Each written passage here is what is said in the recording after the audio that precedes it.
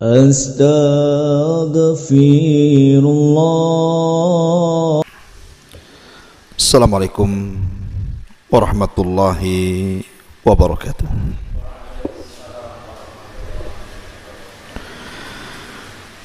Alhamdulillah wassalatu wassalamu ala Rasulillah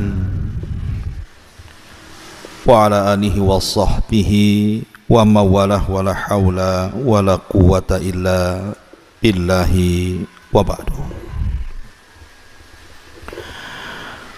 Alhamdulillah, di malam hari ini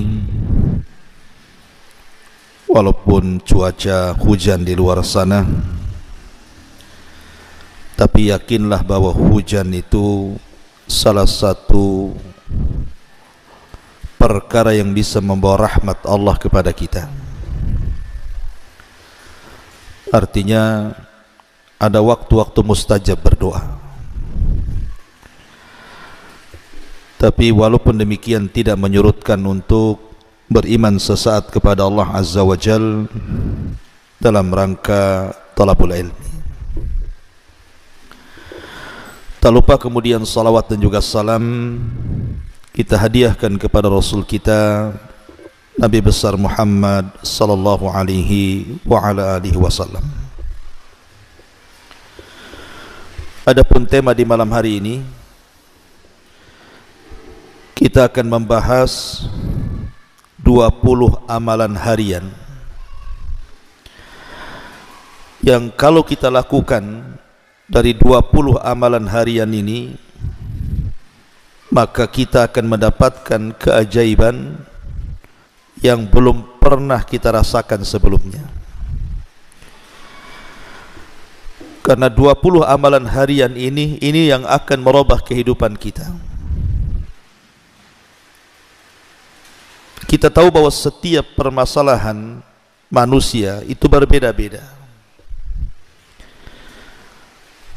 sesuai dengan tingkatan keimanan seseorang. Karena Allah Subhanahu wa ta'ala apabila memberikan ujian, maka Allah akan melihat tingkat keimanannya. Kalau imannya kuat, ujiannya juga berat. Kalau imannya lemah, ujiannya juga lemah. Karena Allah Subhanahu wa ta'ala tidak pernah menguji manusia kecuali disesuaikan dengan kadar kemampuan imannya. Yang ingin saya katakan adalah setiap manusia itu pasti banyak masalah dalam kehidupan. Lah di antara yang bisa menyelesaikan masalah-masalah kita itu adalah dengan cara menyandarkan diri kepada Allah dengan memperbanyak amalan-amalan yang diajarkan Nabi kepada kita. Amalan apa saja ini yang bisa merubah kehidupan kita?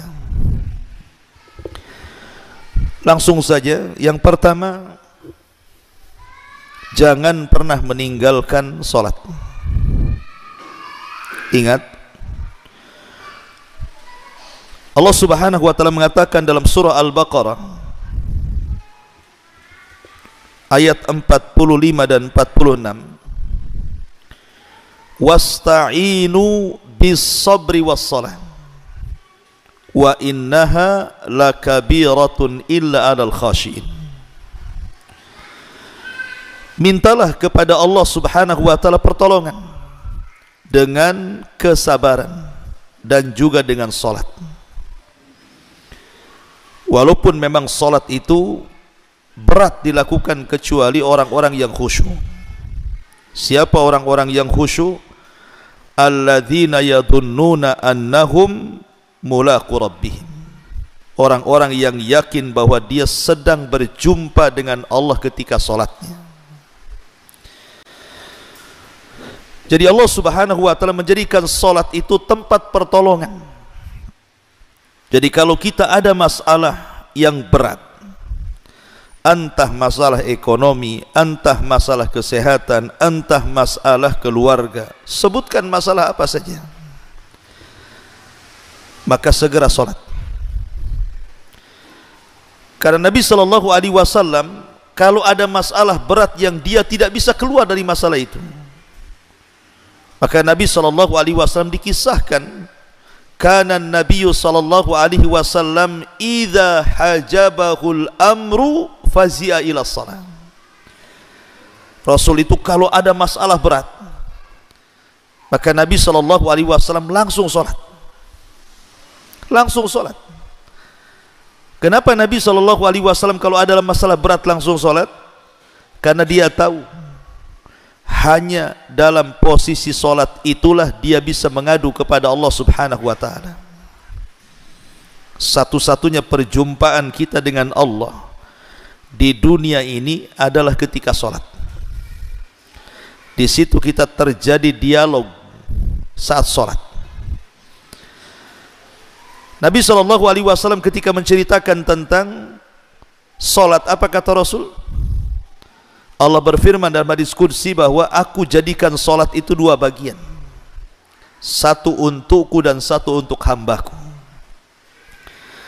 Apabila hambaku membaca Alhamdulillahi Rabbil Alamin, maka Allah akan menjawab Hamidani Abdi. Apabila hambaku mengatakan Ar-Rahman Ar-Rahim, maka Allah menjawab Athna alayya abdi. Apabila hambaku membaca Maliki Yaumiddin, maka Allah Subhanahu wa ta'ala menjawab Majadani abdi. Artinya bahwa solat itu dialog sebenarnya kita dengan Allah. Makanya dalam surah Al-Fatihah ketika kita membaca dalam solat itu harus dibaca secara tartil ayat per ayat, karena setiap ayat ada jawabannya. Jangan membaca surah Al-Fatihah satu nafas pula dalam solat itu. Dan sunnahnya tartil ayat, satu ayat, karena ada jawabannya masalahnya. Tetapi yang ingin saya katakan adalah Nabi SAW ketika ada masalah besar langsung sholat, karena Rasul tahu Nabi SAW ingin melibatkan Allah dalam masalahnya. Sebesar apapun masalah anda, kalau Allah ikut campur menyelesaikan masalahnya, tidak ada masalah besar kecuali akan diurai.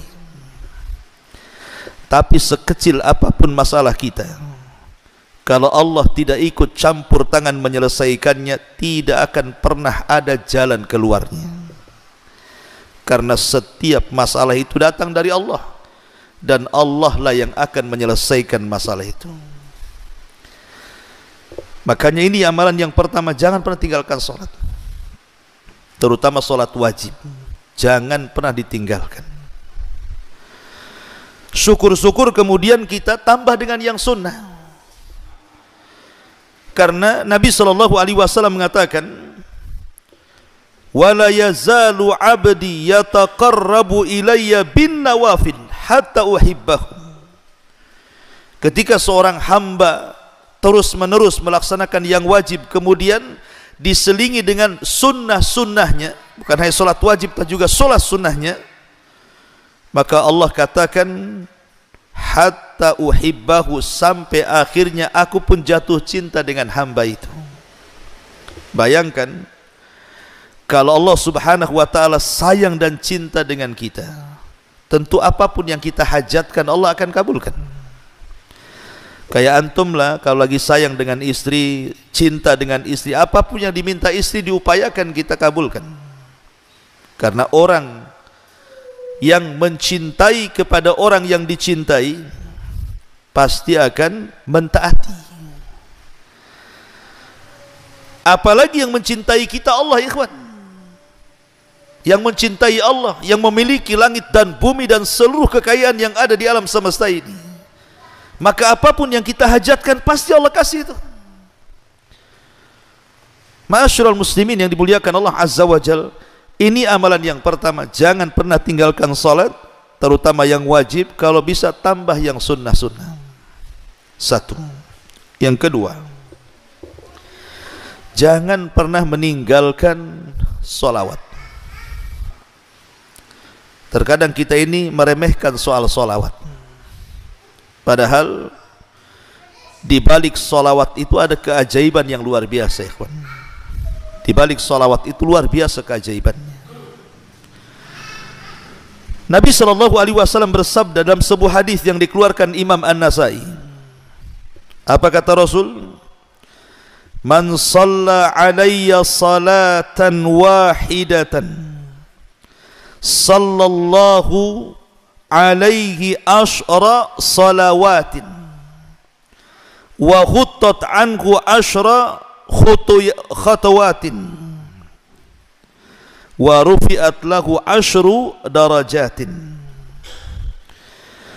Kata Nabi SAW, barang siapa yang bersalawat kepadaku satu kali saja, maka Allah Subhanahu wa ta'ala akan bersalawat kepada kita 10 kali lipat. Apa makna salawat? Kita sering membaca Allahumma sholli ala Muhammad, atau kalau kita menulis nama Rasul mesti Muhammad sallallahu alaihi wasallam. Kita sering mengucapkan salawat Allahumma sholli ala Muhammad sallallahu alaihi wasallam. Apa maknanya itu? Makna salawat itu, kalau kita mengatakan Allahumma sholli ala Muhammad, artinya ya Allah, berikan pujian kepada Nabi kita Muhammad sallallahu alaihi wasallam di hadapan makhluk Engkau yang ada di langit sana. Jadi kita meminta kepada Allah agar nama Rasul dipuji-puji di langit. Tolong ya Allah, pujilah Nabi kami Muhammad di hadapan makhlukmu di langit sana. Pujilah dia di hadapan malaikat Jibril, Mikail, Israfil dan seluruh malaikat yang ada di langit. Itu makna salawat. Makna salawat, kita meminta kepada Allah agar Nabi kita terus dipuji di langit di hadapan para malaikat. Lah kalau seandainya kata Rasul kita bersalawat 1 kali, maka Allah akan bersalawat kepada kita berapa kali? 10 kali. Nama kita akan disebut oleh Allah 10 kali di hadapan para malaikat di langit sana, di hadapan Jibril, Mikail, Israfil, malaikat pemikul arsy dan seluruh malaikat yang ada di langit. Bayangkan nama kita disebut-sebut, padahal hanya menyebut salawat 1 kali saja, tapi nama kita disebut 10 kali di hadapan malaikat. Bayangkan kalau seandainya antum bersalawat sampai 10 kali, 20 kali, 100 kali, mungkin anda sudah menjadi selebritis langit, karena nama kita akan dikenal oleh malaikat masalahnya. Makanya jangan bakhil mengucapkan salawat. Antum pulang dari sini Allahumma sholli ala Muhammad, Allahumma sholli ala Muhammad, sampai rumah ada berapa kali itu salawat tuh? Nama kita disebut-sebut di langit tuh. 1 kali salawat 10 kali penyebutan. 2 kali salawat 20 kali disebutkan nama kita di langit. 100 kali salawat kalikan saja, berarti nama kita akan disebut-sebut oleh para malaikat dan mereka memuji-muji kita. Ini makna salawat. Kemudian makna salam apa? Makna salam itu juga kita meminta kepada Allah agar Allah menyelamatkan Nabi kita. Menyelamatkan apa maksudnya? Menyelamatkan di dunia agar jasadnya jangan sampai diganggu orang kafir. Karena dahulu ada upaya pengambilan jasad Nabi. Berapa kali itu? Ada orang-orang yang berupaya membuat semacam terowongan, digali dan hampir mendekati kuburan Nabi. Tapi Allah Subhanahu wa ta'ala menyelamatkan jasad Nabi kita. Sampai hari ini tidak ada yang berhasil. Jadi kita ketika mengatakan wassalam, meminta keselamatan, maksudnya meminta keselamatan kepada Allah. Jasad Nabi kita diselamatkan dari orang-orang kafir. Adapun di akhirat, ya tentu kita meminta kepada Allah Subhanahu wa ta'ala agar Nabi kita diselamatkan juga, dan Nabi kita pasti selamat. Ini hanya mimbabi ta'adub saja, adab kita kepada Nabi, meminta kepada Allah agar Nabi kita diselamatkan, walaupun dia sendiri penyelamat atas izin Allah Subhanahu wa ta'ala. Dia akan membawakan syafaatul uzma kepada kita. Itulah makna salawat dan juga makna salam. Karena kita kadang bersalawat tak paham pula maknanya, sehingga akhirnya kurang semangat salawatnya. Kemudian kalau ada orang yang banyak salawat, kita pula katakan banyak kali salawatnya katanya. Lah antum tak salawat kan? Justru salawat itu penting. Apalagi kalau dalam waktu-waktu doa. Nabi SAW mengatakan, kullu du'ain yud'allahu azza wa jalla bihi mahjubun 'anis sama hatta yusalla 'alan nabi. Semua doa terhalang, tidak akan diijabah.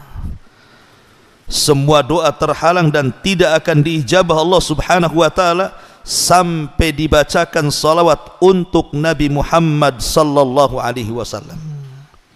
Makanya di antara adab doa, pertama memuji Allah, yang kedua bersalawat kepada Nabi sallallahu alaihi wasallam, baru kemudian meminta sesuatu kepada Allah Subhanahu wa ta'ala. Karena salawat itu salah satu pembuka pintu doa, maka perbanyaklah salawat. Ma'asyiral muslimin yang dimuliakan Allah azza wa jalla, lebih daripada itu dalam hadis Ubay ibn Ka'ab radhiyallahu an. Ubay ibn Ka'ab itu seorang sahabat yang dikenal pakar dengan Quran. Bahkan satu-satunya sahabat yang disebut namanya di langit. Satu hari Nabi SAW memanggil Ubay ibn Ka'ab di masjid dan mengatakan, ya Ubay, amaranillah an aqra alaika surat al-bayyinah. Wahai Ubay, Allah perintahkan aku untuk membacakan surah al-bayyinah kepadamu. Kemudian Rasul membaca, lam yakunil ladina kafaru min ahlil kitab. Ubay menangis, asammanillahu ya Rasulullah, apakah namaku disebut-sebut di langit wahai Rasul? Apakah Allah menyebut-nyebut namaku wahai Rasul? Maka Rasul mengatakan, ya, Allah menyebut-nyebut namamu. Maka Ubay pun menangis. Macam mana orang seperti dia disebut-sebut namanya, pada di sana ada Abu Bakar, Umar, Uthman yang jauh di atas dia. Ya. Lah Ubay ibn Ka'ab ini satu hari bertanya soal salawat kepada Rasul dalam doanya. Dan dia mengatakan, ya Rasulullah, aku sanggup menjadikan seluruh doaku diisi dengan salawat. Apa kata Nabi SAW? Kata Nabi, idzan tuqfa hammuk wa yughfar laka dzambuk. Kalau itu kau lakukan wahai Ubay, semua masalahmu akan hilang dan semua dosamu akan diampuni. Jadi kalau antum banyak masalah, banyak salawat, insyaallah masalah itu akan terurai sedikit. Ini yang kedua. Yang ketiga, perbanyak istighfar. Astaghfirullah, astaghfirullah, astaghfirullah. Itulah istighfar. Istighfar itu diambil dari tiga kata, ghain, gha, fa, ra. Ghain, fa, dan ra. Ghafar. Apa ghafar itu? Artinya penutup. Jadi kalau dalam dunia peperangan di zaman dulu, biasanya orang itu kan menggunakan baju besi dan helm penutup. Dalam bahasa Arab helm itu disebut mighfar, karena kepalanya tertutup dengan helm. Mighfar itulah helm kepala dalam perang, tameng. Ya. Lah kenapa kemudian istighfar diambil dari mighfar? Makna istighfar itu dua. Pertama, kita meminta kepada Allah Subhanahu wa taala agar seluruh dosa dan aib kita ditutup. Sebagaimana kepala tertutup dengan helm, maka ketika kita katakan astagfirullah, astagfirullah, artinya ya Allah, tutuplah dosaku, tutuplah aibku, jangan ada orang yang tahu. Sebab satu aib saja Allah bongkar, malu kita dibuatnya. Siapa yang tidak punya dosa di antara kita? Siapa yang tidak punya aib? Semua orang punya dosa dan aib. Dan dosa dikatakan dosa itu, dalam bahasa Arab dosa itu artinya al-ithmu. Dan Rasul ketika ditanya masalah dosa, apa kata Rasul? Al-ithmu ma haka fi sadrika wa karihta an yattali alaihi nas. Dosa disebut dosa itu artinya sesuatu yang kau sembunyikan dan engkau benci kalau diketahui manusia. Itulah dosa. Umpamanya seorang suami selingkuh, dia kan tidak ingin diketahui istrinya kan, karena itu dosa. Itu maksudnya ya. Atau antum menjelek-jelekan orang, kalau bisa yang dijelek-jelekan kita tak tahu, sebab kalau tahu kita akan dimarahi dia kan ya. Jadi dosa itu kalau bisa jangan diketahui orang. Karena kenapa kemudian Allah Subhanahu wa taala masih memuliakan saya, antum masih ngundang saya kemari? Mungkin sebagian antum menghormati sebagian yang lainnya karena dosa kita masih ditutup Allah. Coba kalau setiap dosa ada baunya ikhwan, enggak ada antum yang datang ke sini bau kali Abu Humairah ini katanya. Ya. Ana pun tak mau dekat-dekat antum, antum lebih bau lagi. Kalau setiap dosa ada baunya. Tapi Allah tidak jadikan setiap orang berbuat dosa berbau. Bahkan tidak tampak pun kalau itu orang berbuat dosa. Kenapa? Allah tutup. Allah tutup. Makanya Imam Ahmad Ibn Hanbal rahimahullahu ta'ala satu hari dia ke pasar. Namanya ulama besar Imam Ahmad itu, habis belanja, murid-muridnya datang dari mana-mana dan mengatakan, ya Imam, sudah kau pulang aja badanmu, kami yang bawa barang-barangmu ini. Apa kata Imam Ahmad? Jangan, kalian itu menghormati aku, kata Imam Ahmad, karena kalian tidak tahu aibku saja. Kalau kalian tahu aibku, kalian tidak akan mengangkatkan barang-barangku, justru kalian akan mengambil pasir dan meletakkan di atas kepalaku, katanya. Pergi kalian. Lihat. Maka kita melihat, coba ada orang yang dibongkar aibnya, yang tadinya dihormati bisa jatuh. Lihat tokoh-tokoh, sekali dia mungkin ngomong sesuatu, kemudian tersalah ngomong, kadang viral, dihujat netizen Indonesia lagi, tukang julid kan itu, hancur dia karirnya. Itu baru satu aib, salah ngomong. Macam mana kalau seluruh aib dia dibongkar Allah Azza wa Jal, mati berdiri dia, mau ditaruh di mana muka dia, malu.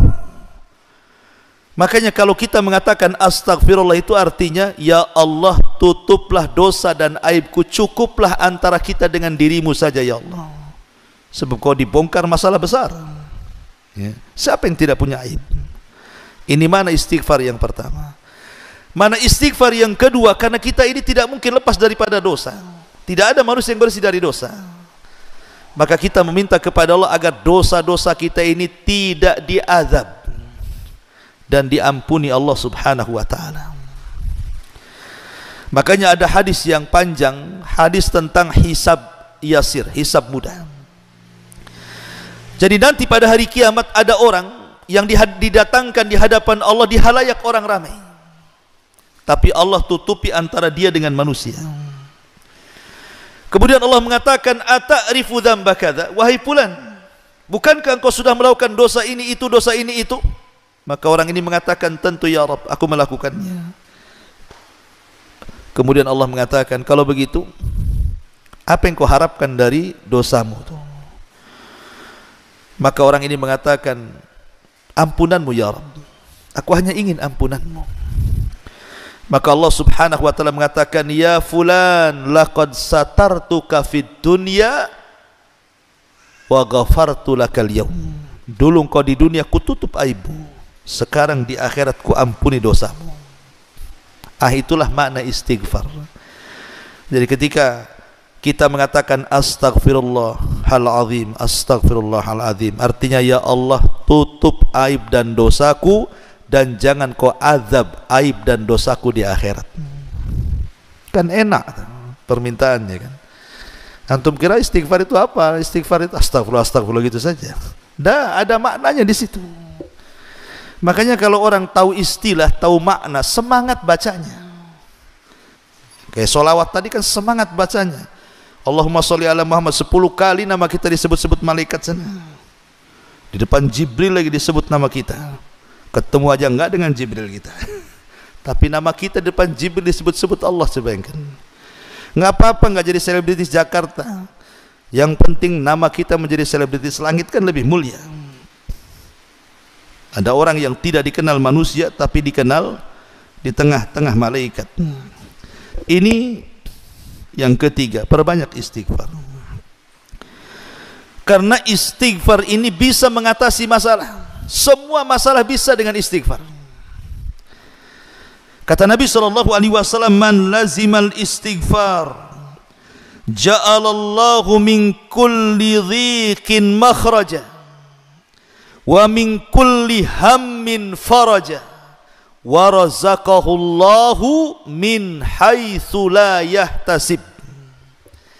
Siapa yang melazimkan istighfar, astagfirullah, astagfirullah, astagfirullah, dilazimkan sama dia, maka Allah akan jadikan pada setiap kesempitannya kelapangan, pada setiap kegundahannya kebahagiaan, dan dia akan diberikan rizki dari arah yang tidak disangka-sangka.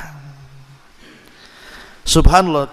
Dan saya sudah alami, percaya ikhwan, karena saya pernah mengalami.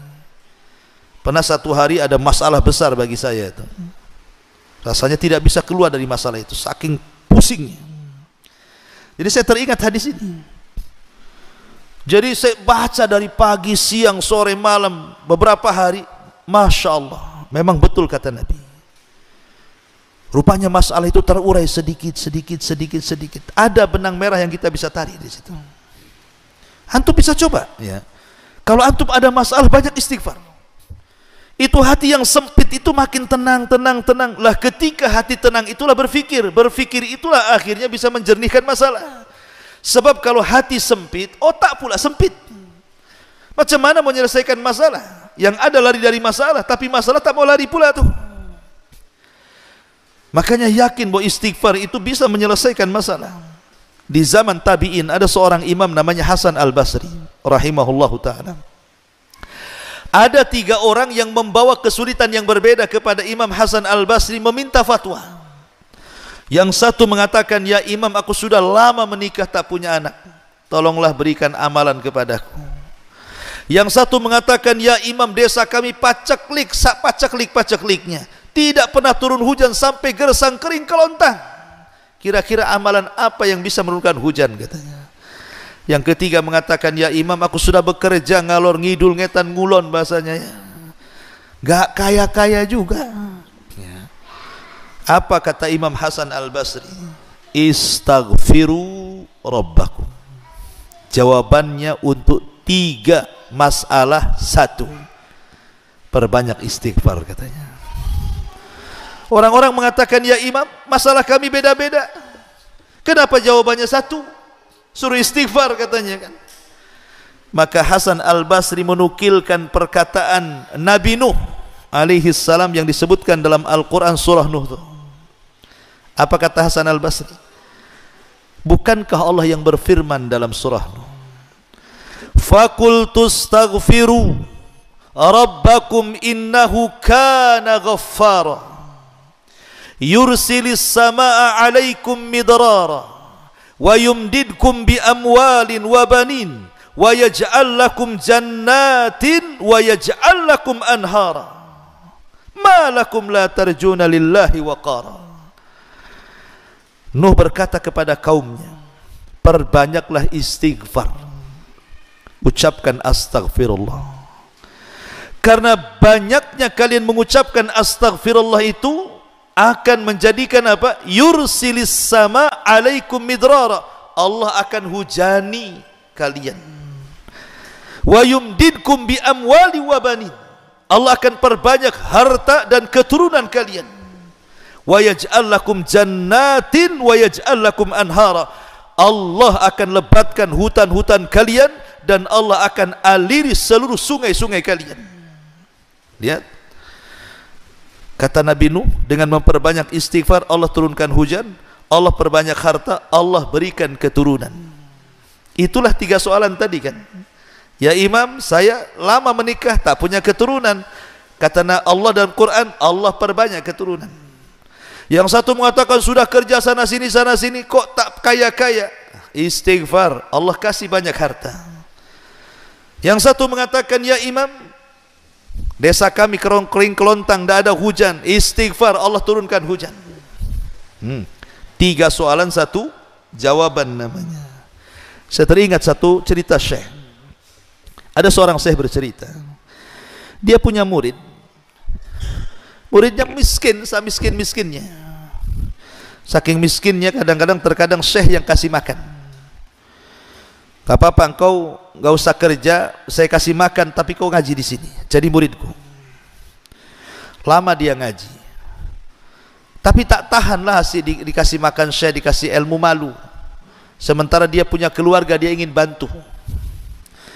Akhirnya sudah beberapa tahun dia resign, dia minta sama syekhnya diizinkan untuk keluar mencari pekerjaan.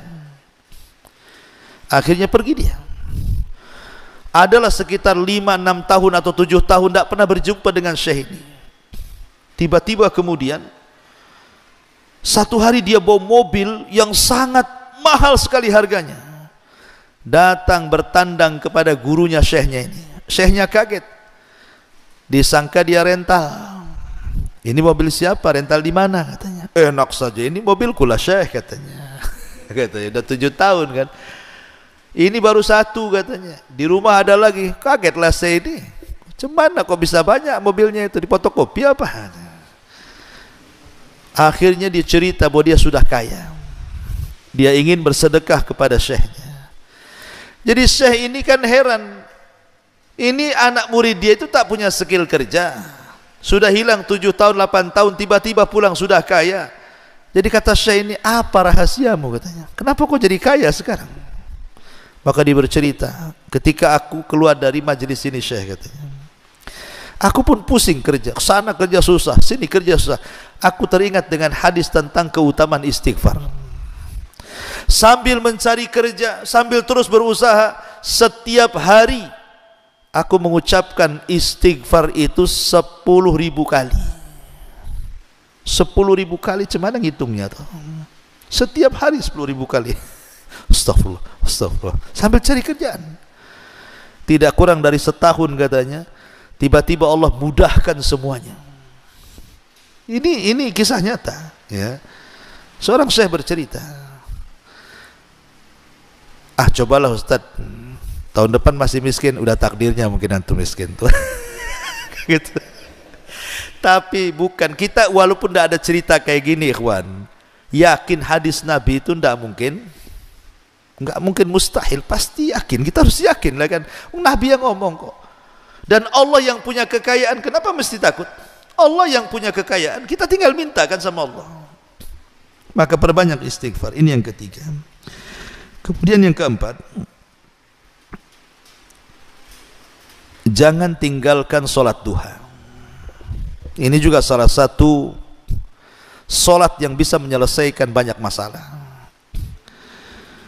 Nabi SAW mengatakan, yusbihu ala kulli sulama min ahadikum sadaqah, fa kullu tasbihatin sadaqah, wa kullu tahmidatin sadaqah, wa kullu tahlilatin sadaqah, wa kullu takbiratin sadaqah, wa amrun bil ma'ruf sadaqah, wa nahyun anil munkar sadaqah, wa yujzi'u min dzalika rak'atan yarka'ahuma minadh-dhuha, kata Rasul. Ingat bahwa setiap hari, setiap pagi itu kita sebenarnya badan kita itu diharuskan mengeluarkan sedekah. Itu kewajiban kita setiap hari. Badan kita ini harus mengeluarkan sedekah. Dengan cara apa? Dengan memperbanyak tasbih subhanallah, kemudian juga tahmid alhamdulillah, kemudian tahlil la ilaha illallah, kemudian takbir Allahu akbar, kemudian mengajak manusia kepada kebaikan, mencegah manusia dari kemungkaran. Pokoknya setiap kita bangun, badan kita dituntut untuk bersedekah. Tetapi kata Rasul, tidak perlu kita lakukan semuanya. Cukup 2 rakaat duha saja, itu mewakili semuanya. Cukup 2 rakaat duha mewakili semuanya. Ikhwan, seafdal-afdalnya sholat duha jam berapa? Ketika anak unta berlarian karena kepanasan. Begitu hadisnya. Artinya sholat duha itu yang paling afdol ketika tanah sudah mulai memanas. Ketika matahari sudah mulai memanas, ya mungkin sekitar antara jam 10 sampai jam 12 sebelum duhur lah. Itu seafdol-afdolnya waktu duha. Antara jam 10 jam 11. Itu kan panas-panasnya tuh. Ya. Tapi boleh juga sholat duha di awal waktu. Setelah terbit matahari meninggi satu tombak boleh. Tapi kita cerita afdolnya sholat duha. Yang ingin saya katakan, jam 8 sampai jam 12 siang itu waktu orang sibuk-sibuknya bekerja, ikhwan. Yang punya ladang ke ladang, yang punya kantor ke kantor, yang punya perusahaan ke perusahaan, yang cari makan di jalan ya di jalan-jalan kan gitu. Waktu-waktu jam 7 sampai jam 12 itu orang sibuk dunia, ikhwan. Sibuk ya. Yang punya toko buka tokonya, macam-macam. Karena itu memang waktu-waktunya orang sibuk bekerja. Tapi dari duhur ke atas kan sudah malas biasanya orang. Lah ketika kemudian manusia mereka mengejar dunia dari pagi sampai siang, dan kita tahu bahwa dunia itu melalaikan akhirat, tiba-tiba antum keluar dari kelalaian manusia. Antum keluar ketika di tengah-tengah manusia sedang bekerja mencari dunia, antum keluar kemudian sholat duha. Menunjukkan apa? Bahwa kita ini bukan sembarang orang, bisa keluar dari kelalaian dunia. Di saat manusia mengejar dunia, antum pula mengejar akhirat. Kan terbalik tuh arahnya ya. Makanya Imam Ibnul Qayyim sampai membuat kaidah, siapa yang sanggup keluar dari kelalaian dunia, ketika manusia mengejar dunia, kita pula keluar dari pengejaran dunia dan mengejar akhirat, maka orang itu adalah orang pilihan.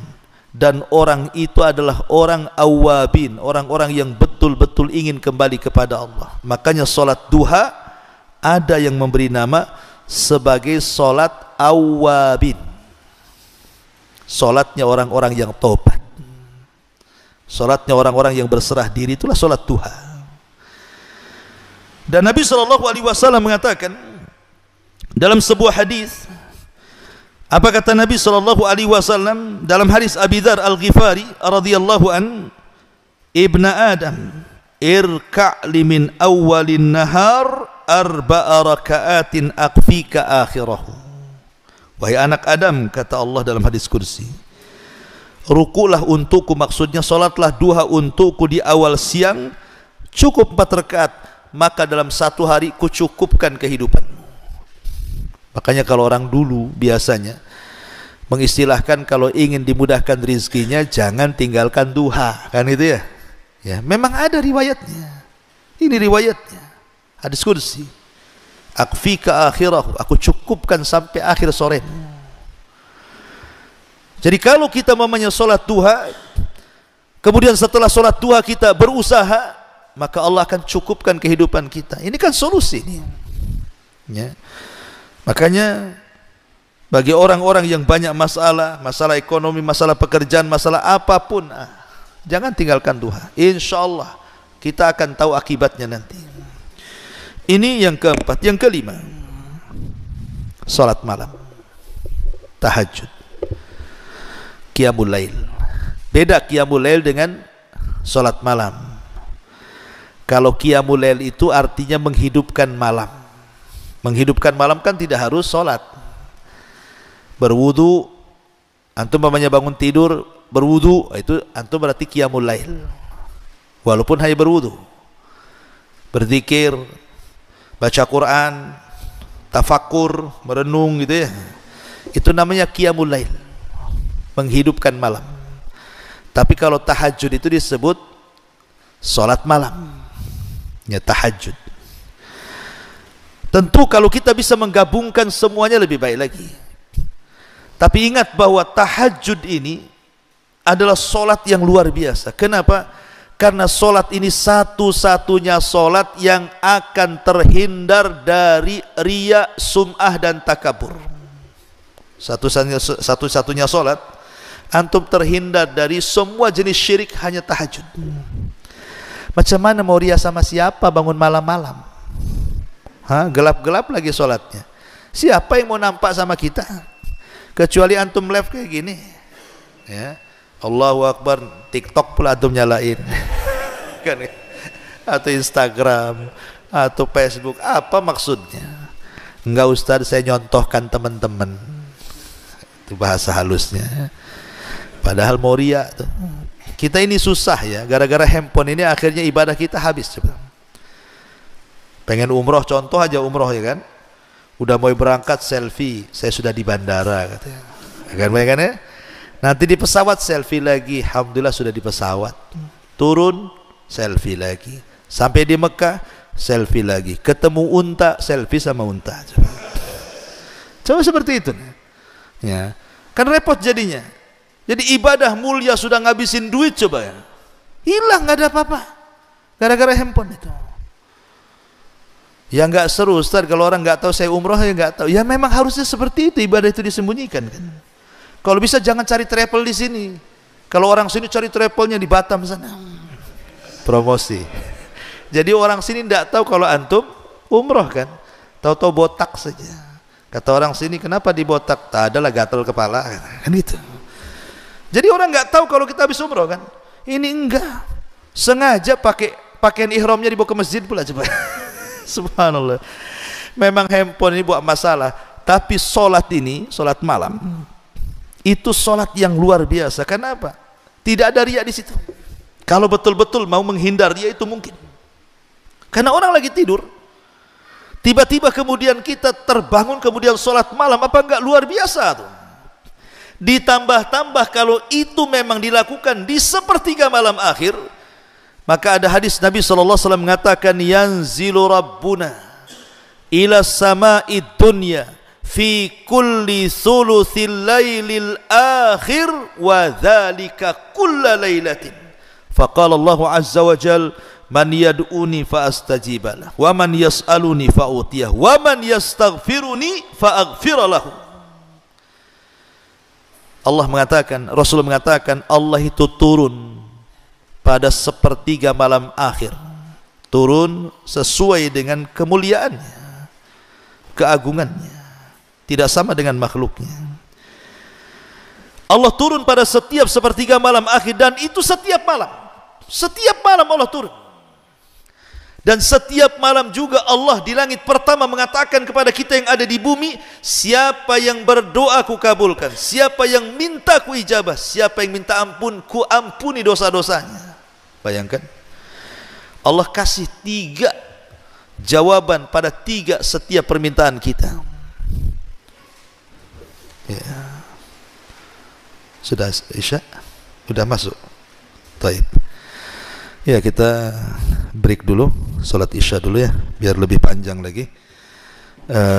Sampai di sini dulu. Subhanakallahumma bihamdika, asyhadu an la ilaha illa anta, astaghfiruka wa atubu ilaik. Allahu ta'ala. Assalamualaikum warahmatullahi wabarakatuh.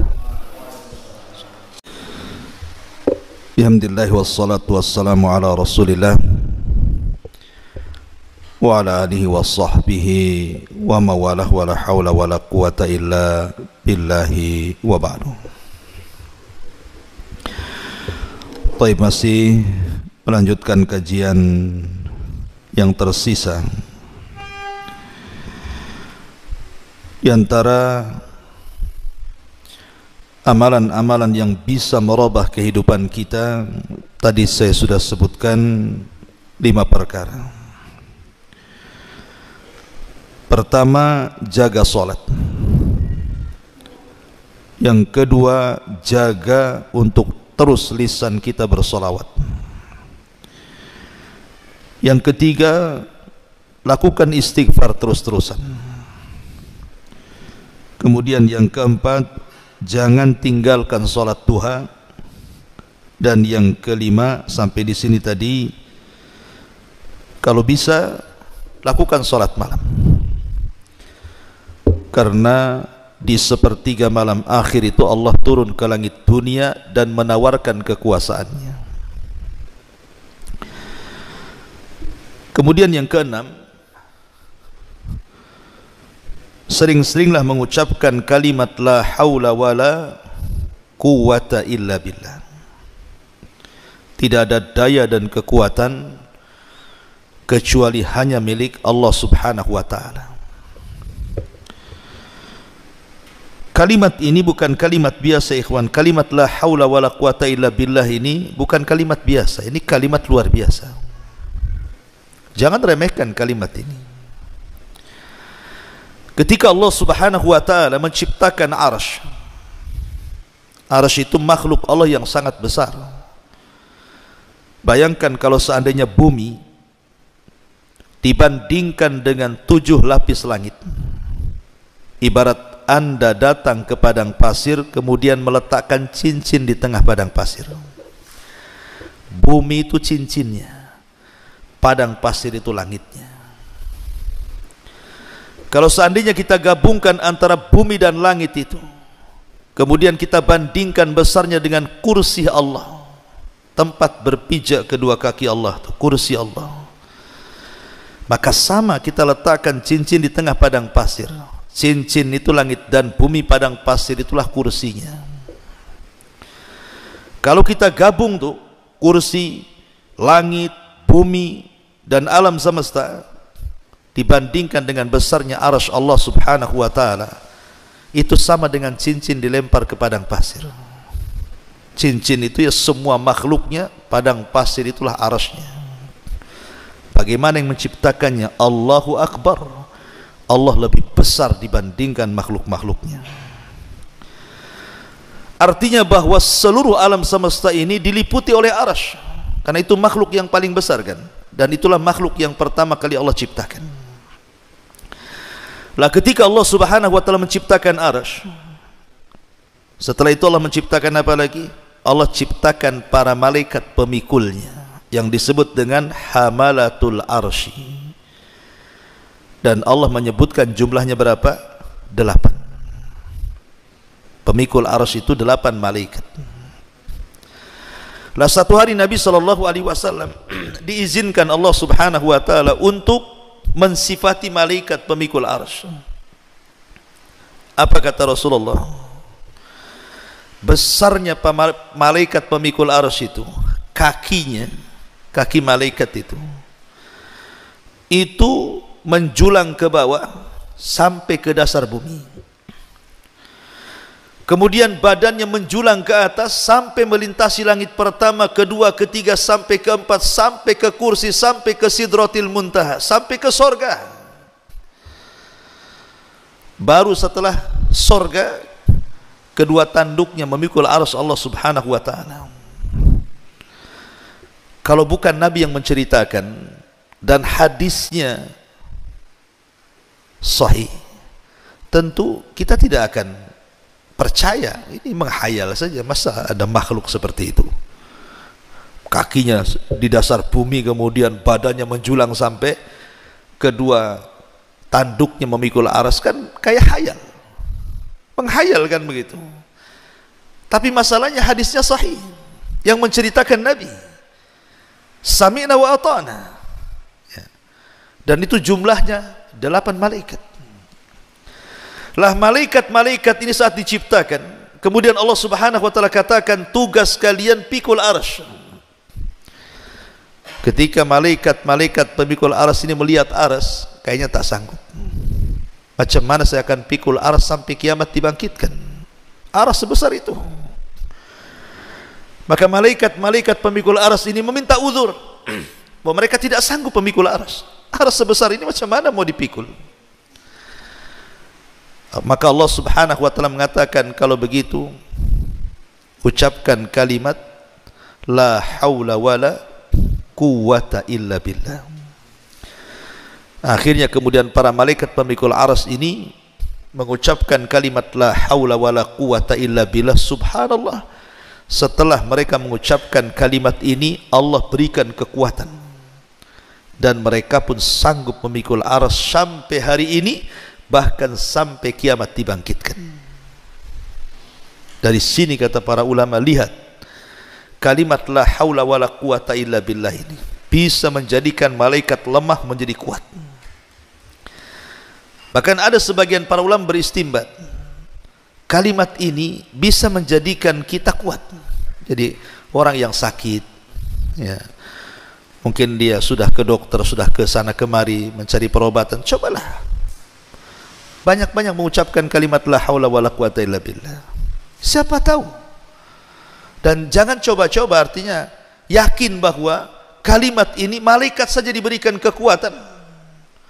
Berarti kita yang lemah, entah lemah apa saja, coba perbanyak kalimat la haula wala quwata illa.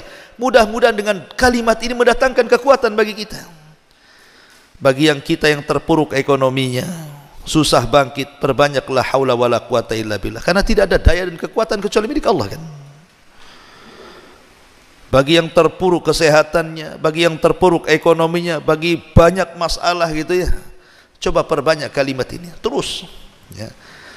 Insyaallah biidznillah.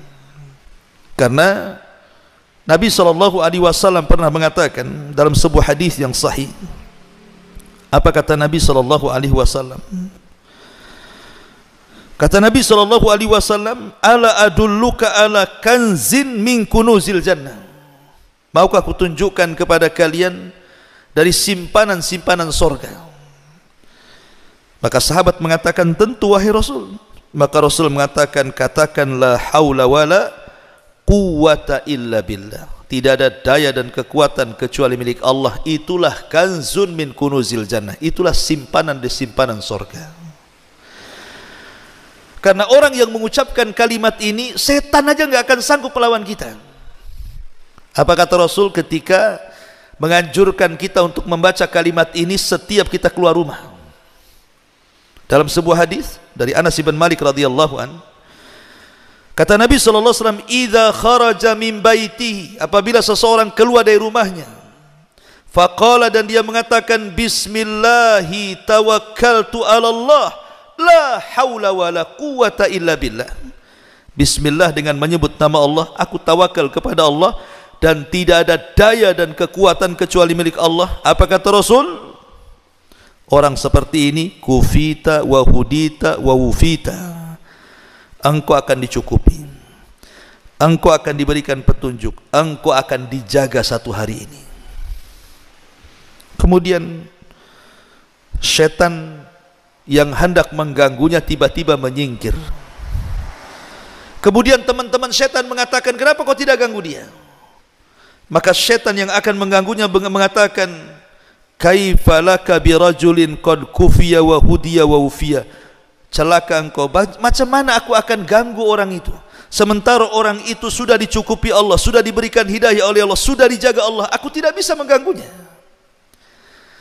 Makanya kalau kita membaca la haula wala quwata illa billah dari rumah pagi-pagi ini, antum keluar rumah, entah kerja, entah ke pasar, entah ke kebun, entah kemana, terserahlah, katakan bismillahi tawakkaltu ala Allah la haula wala quwata illa billah. Maka selama satu hari itu tidak akan ada setan yang datang ke kita, tidak ada orang hasad yang hasad kepada kita, tidak ada orang dengki yang dengki kepada kita, tidak ada orang yang menghantar sihir yang hendak menyihir kita, tidak ada setan yang hendak mengganggu kita ya. Lah ini kan kekuatan luar biasa. Berarti satu hari itu kita dicukupi oleh Allah, dijaga oleh Allah, bahkan diberikan petunjuk oleh Allah Azza wa Jalla.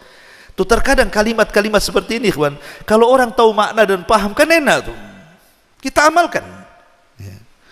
Ma'asyiral muslimin yang dimuliakan Allah Azza wa Jalla, karena ini salah satu solusi hidup masalahnya.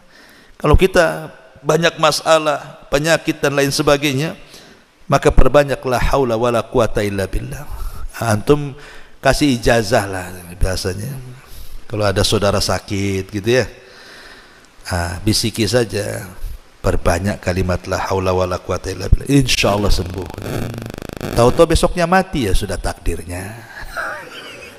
Gimana udah takdir Allah kan? Kita ini ngasih sebab saja kan itu ya. Ma'asyiral muslimin yang dimuliakan Allah Subhanahu wa taala. Kemudian yang nomor 7, perbanyak kalimat tasbih. Subhanallah, subhanallah, tasbih ya. Disebutkan dalam hadis Nabi sallallahu alaihi wasallam, man qala subhanallah wa bihamdihi fi yaumin mi'ata marratin quttat khatayahu wa in kana mithla zabadil bahri. Barang siapa yang mengucapkan subhanallah wa bihamdihi, subhanallah wa bihamdihi berapa kali? 100 kali dalam satu hari, maka Allah akan hapuskan dosanya walaupun jumlah dosanya sebanyak buih yang ada di lautan. Subhanallah. Siapa yang bisa menghitung buih di lautan? Tidak ada yang bisa.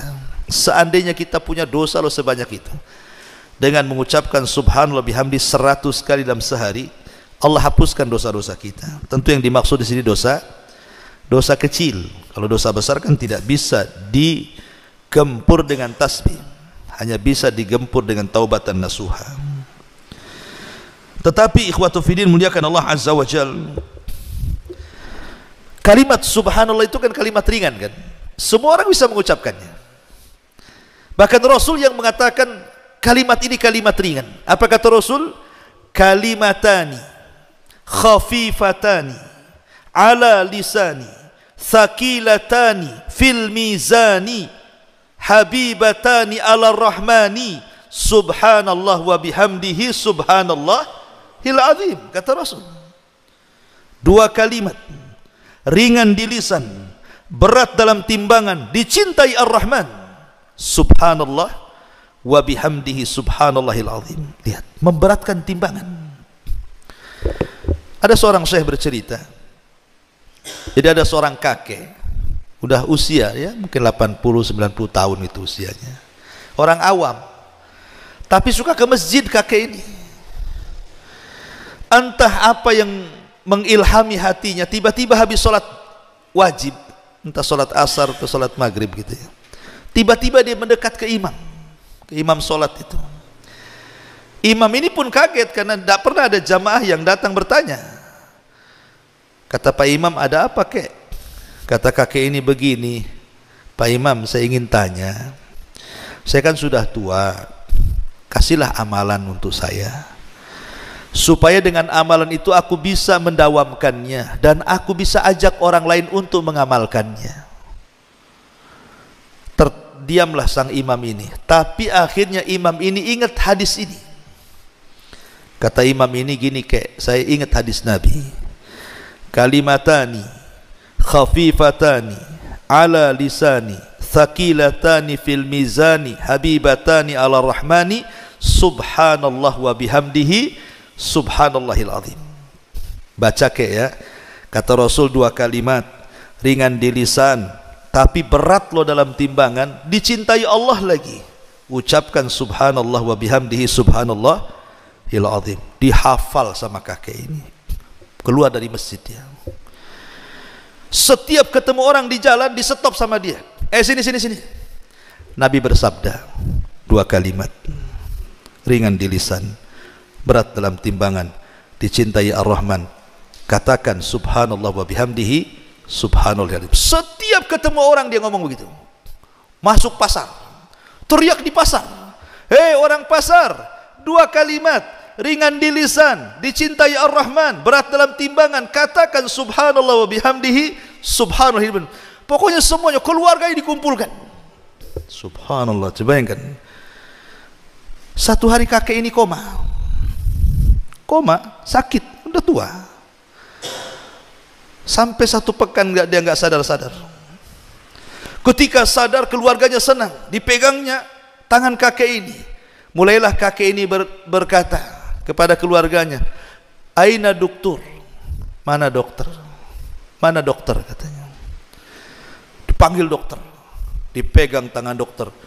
Dok, Nabi bersabda dua kalimat ringan di lisan, berat dalam timbangan, dicintai Ar-Rahman. Jangan lupa dok, subhanallah wa bihamdihi subhanallahil azim. Habis itu dia mati. Kakek ini mati dalam ucapan subhanallah wa bihamdihi subhanallahil azim. Apa enggak berat timbangannya orang itu? Coba antum kayak gitu ketemu orang tuh, sini kan mantap betul. Itu dakwah itu ya. Jadi kalimat tasbih ini bukan sembarang, ini memberatkan timbangan, luar biasa. Makanya Nabi SAW mengatakan subhanallah walhamdulillah tamla'an atau tamla'u ma bainas sama'i wal ardi. Ucapan subhanallah Walhamdulillah, ini bisa memenuhi antara langit dan bumi. Pahala yang kita akan dapat itu luar biasa besarnya.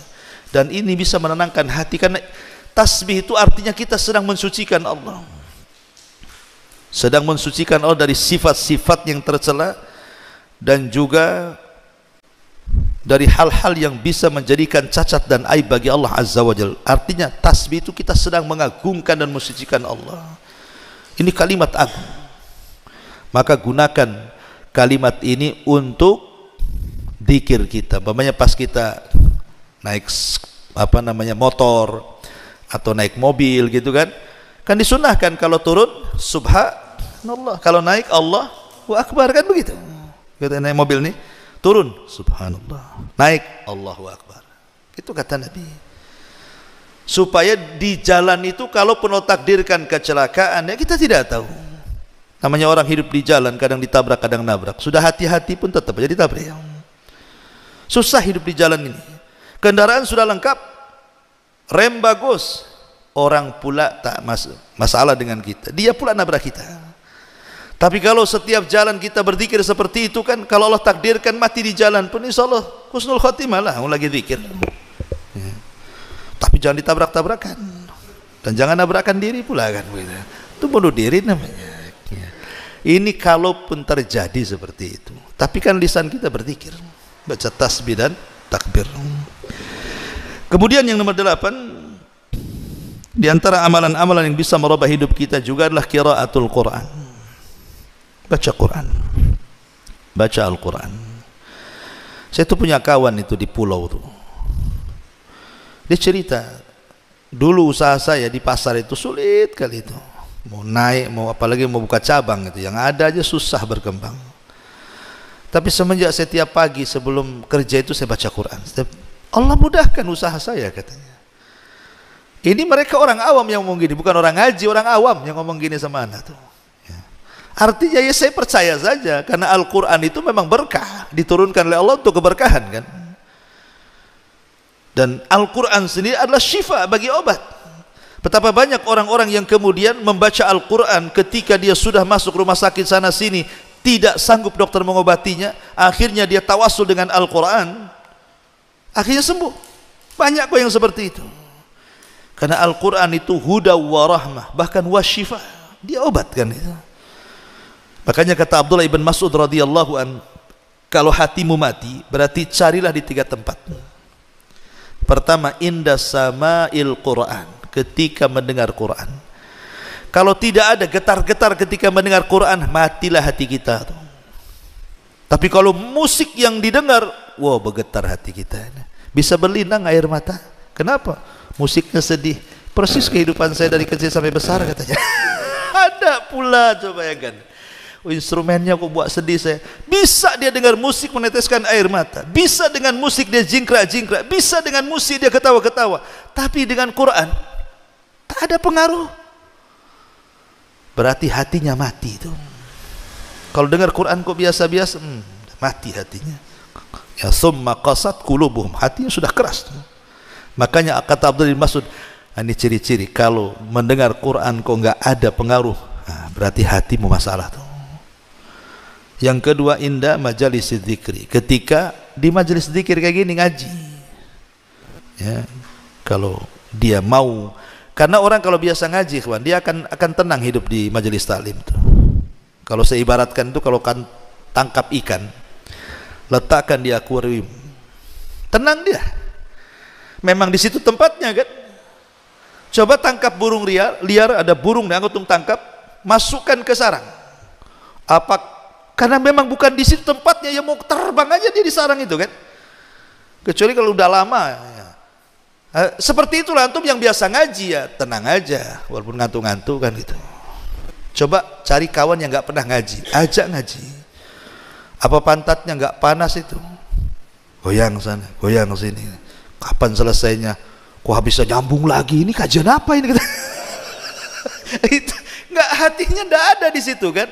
Makanya kalau orang punya hati duduk di majelis taklim, tenang dia di situ. Nah, cari hati anda di situ. Orang kalau terbiasa majelis taklim, insya Allah gitu ya, karena memang hatinya di situ. ataupun indal khalawat, ketika kesendirian kita dengan Allah, ketika malam kita bangun gitu kan, kita bisa tahajud, kita bisa baca Quran di sepertiga malam, berarti kita ada hati itu.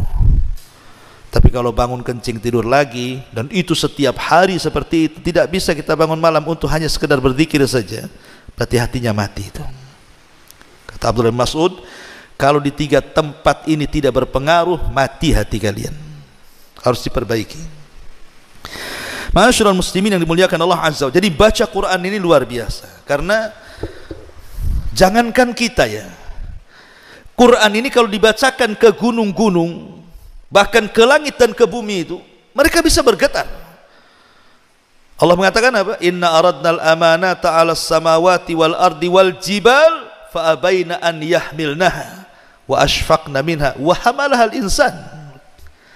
Kami sodorkan amanah Quran ini kepada langit, bumi dan gunung, semua menolaknya karena tahu beratnya. Tapi manusia memegangnya. Artinya ada pengaruh Quran ini kepada langit, bumi dan alam semesta. Bayangkan bangsa jin ketika Nabi SAW pulang dari Taif, kan Rasul semenjak meninggal Abu Talib, meninggal Khadijah, itu tidak ada backing dakwah. Karena kenapa orang-orang Quraisy tidak berani menyentuh Nabi? Karena ada 2 orang ini. Pertama Abu Talib karena pemimpin Arab, yang kedua Khadijah karena wanita mulia, masih menghargai. Tapi ketika dua-duanya meninggal dalam tahun yang sama, yang disebut dengan Amul Hazni, tahun kesedihan, Rasul sudah nggak bisa berdakwah di Mekah, diancam mau dibunuh, dan diancam oleh 18 kabilah, macam-macam kami bunuh. Terpaksa Rasul harus hijrah, mencari areal baru untuk berdakwah. Dia kepikir ke Taif, berangkat dia ke Taif. Sampai di Taif, bukannya diterima penduduk Taif, lebih parah dibandingkan Mekah. Baru datang aja dilempari. Sampai Rasul harus lari 1 mil, dilempari batu, bayangkan. Akhirnya dia sembunyi dengan budaknya. Siapa budaknya? Zaid ibn Haritha, di kebun Mughirah, kebun kurma perbatasan Taif dan Mekah. Mau masuk Mekah tidak bisa, kembali ke Taif dilempari. Akhirnya di kebun kurma itu Nabi SAW sholat subuh. Lah ketika sholat fajar itulah tiba-tiba ada 7 atau 8 jin dari Nasibin, jin-jin dari Yaman, nyasar ke situ, ke kebun kurma Mughirah itu. Ketika Nabi SAW sedang sholat membaca Quran, jin-jin ini mendengarnya. Subhanallah, sekali dengar, jin-jin ini beriman kepada Allah Azza wa Jalla. Dari sini turun ayat surah jin, Qul uhiya ilayya annahu istama'u nafarun minal jinni faqalu inna sami'na qur'anan ajaba. Qul uhiya ilayya annahu istama' nafarun minal jin. Telah diwahyukan kepadaku bahwa ada sekelompok jin yang mendengarkan Al-Quran. Setelah mendengarkan Al-Quran, qalu sami'na qur'anan ajaba, kami mendengar Quran ini sangat takjub, aman Nabi kami beriman, katanya. Subhanallah, jin sekali mendengar Quran langsung beriman. Terkadang jin lebih baik daripada manusia kan. Coba antum datang ke orang kafir, bacakan Quran, beriman gak? Yang ada di marah-marah, apa kamu baca-baca Quran di sini? Bahkan Quran bisa mengusir jin kan. Kalau orang ruqyah tuh bacakan Quran, hilang. Tapi saya pikir baca Quran itu, tadinya saya pikir jin aja yang lari. Orang pun bisa lari kalau dibacakan Quran. Coba antum ke pasar, banyak orang kumpul-kumpul preman, antum baca Quran di situ, apa gak bubar tuh? Oh, rupanya bisa ngusir orang juga Quran tuh. Ya. Ma'asyiral muslimin yang dimuliakan Allah Azza wa Jalla, intinya bahwa jangan tinggalkan Quran. Quran itu obat segala sesuatu. Kemudian yang nomor 9, jangan lupakan membaca ayat kursi. Ayat kursi ini jangan dianggap remeh. Ini ayat yang paling mulia dalam Al-Quran. 30 juz, bayangkan Quran itu. Kalau cerita surat, tidak ada surat yang paling mulia melebihi surah Al-Fatihah. Tapi kalau cerita ayat, tidak ada ayat yang paling mulia dalam Al-Quran melebihi ayat kursi. Melebihi ayat kursi. Ajaib, luar biasa. Kalau kita membedah tafsirnya itu, ayat kursi ini semua bicara tauhid dari awal sampai akhir. keagungan, tauhid, kemuliaan dan begitu seterusnya. Bahkan nama dan sifat bagi Allah diulang-ulang dalam ayat ini.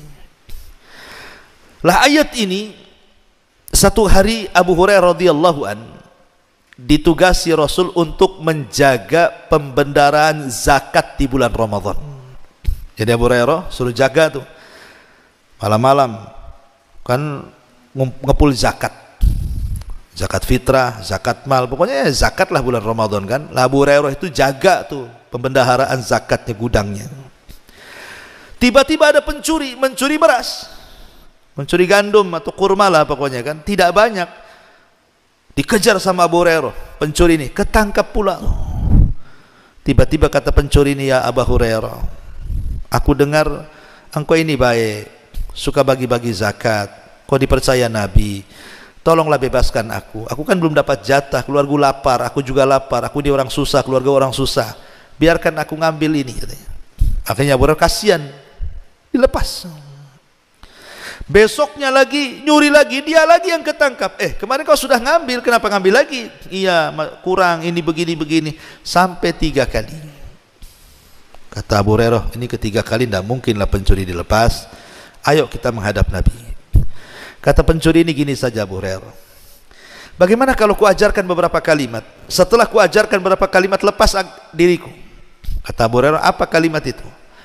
Maka kata orang ini, ya Abu Hurairah, idza awaita ila firashika faqra ayatal kursi. Kalau engkau hendak beranjak ke pembaringan tidurmu, jangan lupa baca ayat kursi. Kemudian kata orang ini, dia mengatakan, fa innahu lan yazalu ma'aka minallah hafizun wala yaqrabuka syaitanun hatta tusbiha. Kalau engkau baca ayat kursi ini kemudian kau tidur, maka selama tidurmu Allah jaga, nggak ada yang berani mendekatimu, tidak setan, tidak binatang, tidak ada yang berani mendekatimu, dan engkau tidak akan diganggu setan sampai subuh. Akhirnya orang ini pergi, dilepas oleh Abu Hurairah. Esok harinya dia bercerita kepada Nabi. Rupanya Nabi sudah tahu. Nah itulah wahyu. Abu Hurairah, semalam kau tangkap pencuri, kenapa kau lepas? Katanya. Loh, kok Nabi tahu? Kata Abu Hurairah, iya wahai Rasul, masalahnya dia ngajarkan ayat kursi. Kalau saya baca sebelum tidur, saya akan dijaga Allah, setan tidak akan dekat-dekat, katanya. Kata Rasul, Abu Hurairah, yang ngajari semalam kamu itu kamu tahu nggak siapa? Kata Abu Hurairah, tidak tahu. Itu setan, katanya. Setan jadi pencuri. Kagetlah Abu Hurairah, macam mana kok bisa setan? Dan macam mana setan ngajarkan ayat kursi pula? Itu kan mengajarkan kelemahan namanya, mengajarkan kelemahan dirinya kan gitu ya, bahwa dia lemah dengan ayat itu. Kata Nabi SAW, sadaqaka wa huwa kadzub. Khusus masalah ini si setan benar, tapi dia itu pendusta. Yang lain jangan kau benarkan ya, yang ini kau benarkan boleh, katanya. Bayangkan, setan yang ngajari Abu Hurairah, kalau baca ayat kursi kita akan terjaga dari semuanya kan. Baca ayat kursi. Kadang-kadang aneh kita ini, mungkin antum baru pindah rumah atau apa gitu kan, orang-orang awam itu. Kadang-kadang rumahnya angker, menurut dia mungkin angker. Aneh-aneh pula datangkan orang usir jin. Dulu ada di TV itu acara apa tuh? Uka-uka itu apa tuh? Yang tukang nangkap-nangkap jin masukkan ke botol kecap tuh. Kan ada tuh pakai serban-serban kan. Cemana dia nangkapnya, cemana masukannya. Jin itu berdasarkan Quran, innahum yarak wa kabiluhu min haitsu la tarawna. Mereka dan kabilahnya melihat kita, kita yang tak melihat mereka. Itu nas Quran tuh. Innahum yaraka wa qabiluhu min haitsu la tarawna. Mereka dan kabilahnya melihat kita, kita tak melihat mereka. Itu nas Quran. Mereka yang lihat, kita yang tidak lihat. Tapi keadilan Allah nanti di akhirat dibalik. Kita yang melihat mereka, mereka tidak melihat kita. Harus adil lah kan begitu. Tapi di dunia mereka melihat kita, kita tidak melihat mereka. Macam mana Allah mengatakan kita tidak melihat mereka, bisa pula kita tangkap mereka? Macam mana caranya? Ya, kita bisa nangkap makhluk yang tidak bisa dilihat. Nabi saja kalau bukan karena Jibril ngasih tahu di situ ada jin, Rasul tidak mungkin datang ke situ. Jibril yang kasih tahu, wahai Muhammad, sekelompok jin sudah nunggu di tempat ini, kau ditunggu di sana, ngisi ceramah di sana. Maka Rasul ke situ karena Jibril yang kasih tahu. Tiba-tiba antum ceramah di tengah kebun, innal hamdalillah namadu. Ngapain antum? Lagi ceramah sama jin. Mana bisa? Ya.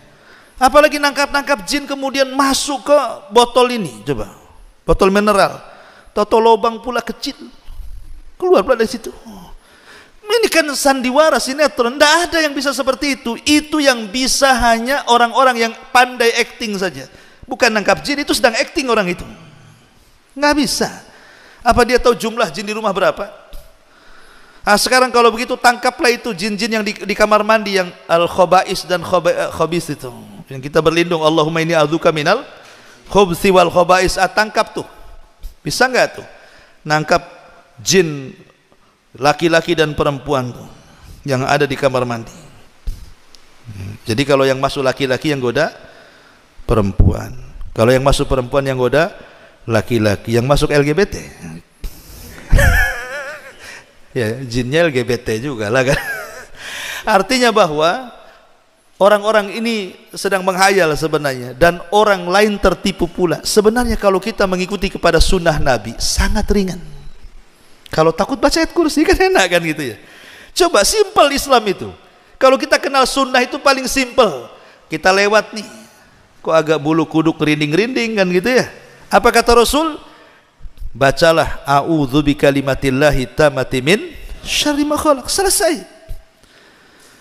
Ada yang lebih pendek, kepanjangan itu Ustaz. Ada nggak yang lebih pendek? Ada, kata Rasulullah. Kata Rasulullah, kalau kita lewat di sebuah tempat yang menakutkan, kul bismillah wala tubali. Katakan bismillah dan jangan dipedulikan. Lewat saja, bismillah, lewat. Jangan dipedulikan. Ini enggak, lewat dipedulikan. Kenapa ya goyang-goyang ya? Nah, itu namanya dipedulikan namanya kan? Kenapa kok itu ada ini ya? Nah, itu jangan, kata Rasul, jangan dipedulikan. Ibu-ibu ini kalau di rumah kan, pamannya lampu pula mati, hujan pula deras, rumah pula pinggir kuburan, anjing tetangga pula gonggong. Pas Jumat Kliwon pula, aduh udah stres makannya. Mau ke kamar mandi mau kencing, takut karena mungkin kurang, nggak belajar akidah.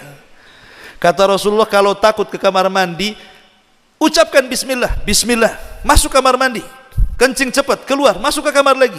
Begitu caranya. Dan jangan dipedulikan. Karena setan itu dia akan masuk dalam setiap media yang ada untuk menakut-nakuti kita. Terkadang dia masuk ke gorden, goyang-goyang gordennya. Terkadang masuk ke angin, suara seng pula, ya, bunyi. Terkadang masuk ke bayangan, pohon pula bergoyang-goyang. Itu memang sengaja mereka yang masuk ke situ. Karena setan itu tidak bisa mukul langsung, dia hanya ngasih was-was. Dia menakut-nakuti dari jauh saja. Dibuatnya bayangan, dibuatnya angin, dibuatnya ini. Kadang goyang-goyang, rupanya ada kucingnya di balik itu. Karena takutnya disangka setan. Makanya Rasul mengatakan bismillah wala tubali. Katakan bismillah, jangan pedulikan. Dan jangan bicara. Ngapain pula kemudian di dapur ibu-ibu? Itu siapa itu di luar, saya di dalam. Ngapain pula? Biarkan saja. Ya. Akhirnya kemudian tengok YouTube, macam mana cara ngusir setan. Pokoknya dikasih bawang ini, bawang itu, macam-macam bawang dikeluarkan. Ini kan jadi dunianya kelenik nantinya. Islam itu simple. Bismillah, selesai. Baca ayat kursi, selesai. Baca muawwidzatain, selesai. Apa lagi? Ya. Makanya kalau orang ikut sunnah itu paling enteng, itu paling enak. Ngadapi apa saja ada solusinya. Ma'asyiral muslimin yang dimuliakan Allah Azza wa Jalla, maka ayat kursi ini sebagai solusi juga bagi kehidupan kita. Kalau takut, baca ayat kursi. Kemudian yang nomor 10, ini amalan, lakukan. Ini demi kebaikan saya, Anda atau siapapun. Amalan, 3 amalan selepas bangun tidur. Ini keajaibannya luar biasa. Nabi SAW mengatakan dalam sebuah hadis, yaqidu syaitan yaqidu syaitanu ala qafiyati ra'si ahadikum idza huwa nam thalatha uqadin alaika lailun tawilun farqud. Kata Nabi SAW, setiap kita tidur, saya, anda, siapapun, pasti didatangi setan. Untuk apa setan datang ke kita? Mengikat tengkuk kita 3 ikatan. Dan di sini ada dalil bahwa setan itu tidak akan mampu menguasai ubun-ubun. Setan itu hanya bisa menguasai tengkuk. Dalam dunia barat, kalau cerita otak, ada otak kanan, ada otak kiri. Ini menurut orang barat. Tapi menurut Al-Quran, otak itu cuma 2. Otak depan dan otak belakang. Otak depan disebut ubun-ubun, nasiyah. Dan otak belakang disebut tengku, qafiyah. Setan tidak bisa menguasai ubun-ubun manusia. Setan itu hanya bisa menguasai otak belakang yang disebut dengan qafiyah, atau bahasa kita tengku. Di sinilah setan akan menguasai kita. Dengan cara apa? Diikat 3 ikatan setiap tidur kita. Dan setiap kemudian setan mengikat itu, maka setan akan membacakan mantra. Mantranya apa? Lailun tawilun farqud. Tidur, malam masih panjang. Itu mantranya. Padahal sudah dekat-dekat subuh tuh. Ya. Diikat lagi, udah azan subuh tuh, kasih mantra lagi. Tidur, tidurlah, malam masih panjang, pada jam 6 tuh. Ya. Diikat lagi. Nah, gitu juga mantranya. Mantranya sederhana. Tidur, tidur. Itu saja mantranya setan. Ya tidur dia. Tahu-tahu udah matahari sudah terbit. Lihat bagaimana setan itu supaya kita keluar dari waktu yang sangat istimewa. Makanya kata Nabi SAW, kalau kita bangun di sepertiga malam, 1 jam sebelum subuh, apa yang harus kita lakukan? Fa idza staiqadha fadzakarallah. Kalau kita bangun, anggaplah jam 4 atau jam 3, kemudian kita ingat Allah, berzikir setelah bangun daripada tidur, alhamdulillahilladzi ba'dam ahyana ba'dama amatana wa ilaihi nusyur. Hilang 1 ikatan. Kemudian kita beranjak dari tempat tidur, langsung ambil wudu, hilang 2 ikatan. Kemudian setelah kita berwudu langsung sholat, entah sholat tahajud atau sholat subuh, hilang 3 ikatan. Apa yang terjadi? Kata Nabi SAW, kalau ini terjadi, fa asbaha nasyitan tayyiban nafsi wa illa asbaha khabisan nafsi kaslan. Kalau antum melakukan seperti itu, bangun jam 4, berzikir, berwudu, sholat, maka setelah subuh jiwa kita akan dibersihkan Allah, sehingga kita tidak akan mengalami masalah-masalah yang kelam 1 hari itu, dan kita akan semangat hidup dan tahu apa yang ditatap ke depan. Tapi kalau tidak dilakukan, bablas subuhnya, nggak sholat sama sekali, maka jiwanya akan diburukkan dan akan didatangkan berbagai macam masalah yang ia tidak tahu dari mana masalah itu datang. Tahu-tahu ada masalah aja banyak, kan masalah jadinya. Makanya ikhwan, kalau orang itu sholat malam ya, bangun tengah malam sholat malam, walaupun umpamanya 3 jam dia sholat malam, tetapi kemudian ngantuk-ngantuk habis subuh itu, hidupnya semangat, tidak loyo kan. Tapi ada orang yang anggaplah tidur jam 1, bangun jam 9 gitu kan, itu rasanya badan tuh sakit-sakit itu, masih lemes, masih ngantuan, padahal sudah lama dia tidur kan.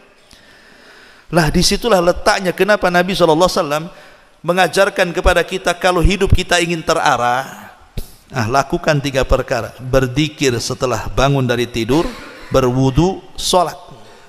Saya nggak bisa bayangkan coba orang yang nggak pernah sholat subuh, sementara setiap malam setan ikat 3 ikatan. Itu kalau 10 hari tak sholat subuh, 3 ikatan kali 10 udah berapa tuh?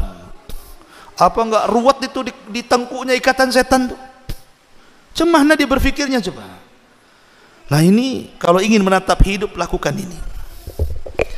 Ma'asyiral muslimin yang dimuliakan Allah Subhanahu wa taala, ya, waktu 8:30. Masih banyak sebenarnya ya. Tapi tidak apa-apalah. Ya, insyaallah kita kajian di lain kesempatan. Kayaknya malam ini tidak ada tanya jawab nih ya.